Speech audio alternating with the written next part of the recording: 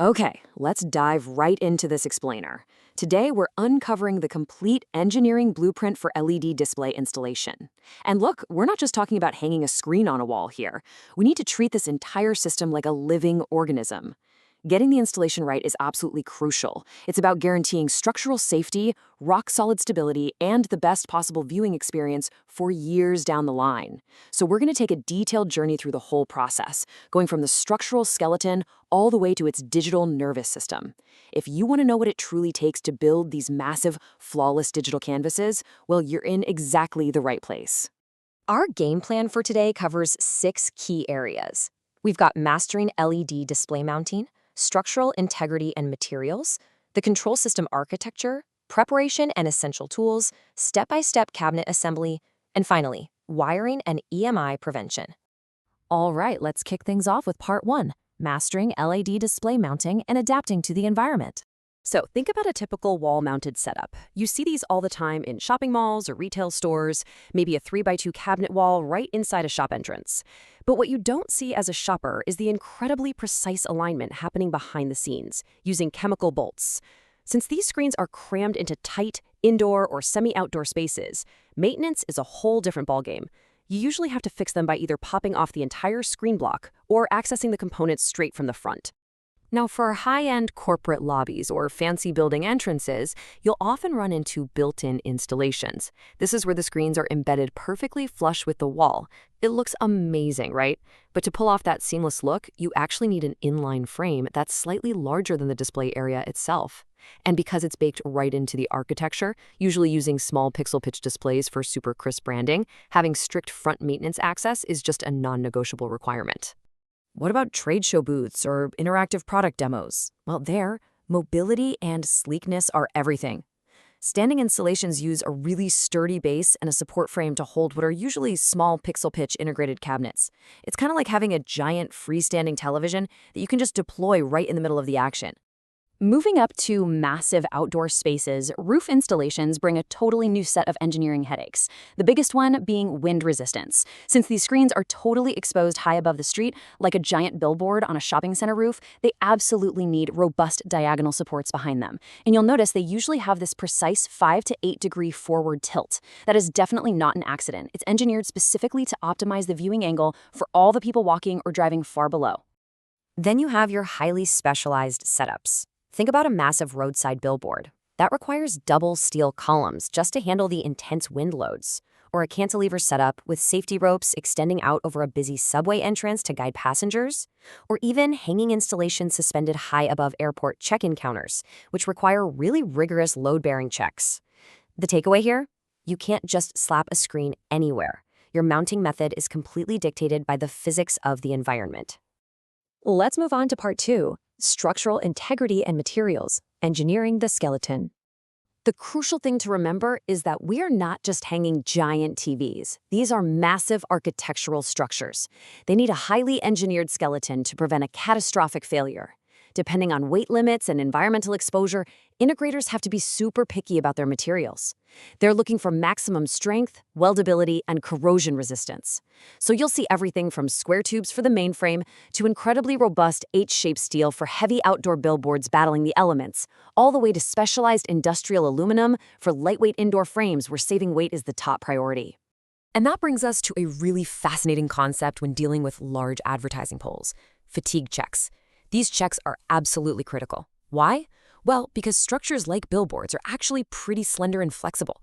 Constant low-level wind vibrations can slowly and almost invisibly destroy structural welds over a 20-year lifespan. It's not always the massive hurricane that brings a sign down, you know? Sometimes it's literally just millions of tiny breezes over time. All right, jumping into part 3, the control system architecture, the brain of the display. Every single professional LED system relies on a strict 3-layer hierarchy. First up, Layer 1 processes the source video using direct sending cards or video processors. Then, Layer 2 distributes all that data across vast distances. We're talking up to 100 meters on standard copper Ethernet, or over 10 kilometers using fiber optic converters. Finally, Layer 3 precisely executes those pixel instructions right at the cabinet level. And if you're dealing with a massive setup, like a stadium managing multiple screens across different zones, you'd use an intelligent distributed system to keep everything perfectly synced. Top-tier ecosystems from companies like Novistar or Brompton lean entirely on this architecture. The sending cards are absolute workhorses, handling up to 650,000 pixels per single gigabit port. They package all this data up and hand it off to the receiving cards. These receiving cards are embedded inside every single cabinet, basically acting as a local brain to synchronize the driver ICs for a flawless, lag-free image. Which brings us to part 4, preparation and essential tools, setting up for success. Listen, before a single cabinet is lifted into place, technicians have got to ensure all logistics, installation manuals, and calibration files are totally prepped. Doing on-site troubleshooting while you've got a crane hovering in the air, that wastes incredible amounts of time and money. You need your inventory verified, your structural methods established, and your calibration files sitting ready on a USB drive before the physical build even begins. You've got your standard toolkit, sure, hex keys, screwdrivers, cable pliers, but using a laser level, that is absolutely non-negotiable. If your very first row of cabinets is off by even 1 single millimeter, that tiny error compounds as you build upward. By row 10, your screen is noticeably warped, and you've basically ruined the entire seamless canvas. You have to get it right on row 1. Okay, part 5, step-by-step cabinet assembly, building the muscle. There is a very strict rhythm to the physical assembly. You always start from the bottom left corner, cabinet A1. By rigidly following this layer-by-layer progression and securing outdoor cabinets with heavy-duty M10 bolts and connecting plates, integrators guarantee a beautifully flat and wind-resistant surface. But what if the steel frame is just slightly uneven?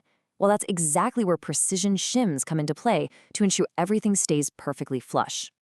It's not just about bolting metal to metal, though. You have to plan for heat dissipation and waterproofing right from the start. For outdoor screens, using industrial-grade chips that can survive extreme temperature swings from -40 to +80 degrees Celsius is just standard practice. If you don't build in proper drainage and active cooling, like axial fans, your massive investment will literally bake itself to death or short out during the first big storm. And finally, part 6, wiring and EMI prevention, the nervous system. Now, this is a critical best practice that instantly separates the amateurs from the professionals. You must rigidly separate your signal cables, which are usually your gray or blue network lines, from your black power cables. You often need to route them through entirely separate bridges. If you run them tightly bundled together, electromagnetic interference, or EMI, from the power lines will bleed right into your data cables, turning your million-dollar image into a flickering, static mess. After every single cable is perfectly routed, labeled, and secured, we move to final system commissioning. This isn't just turning it on and saying, "Hey, it lights up." Technicians run comprehensive, intense tests.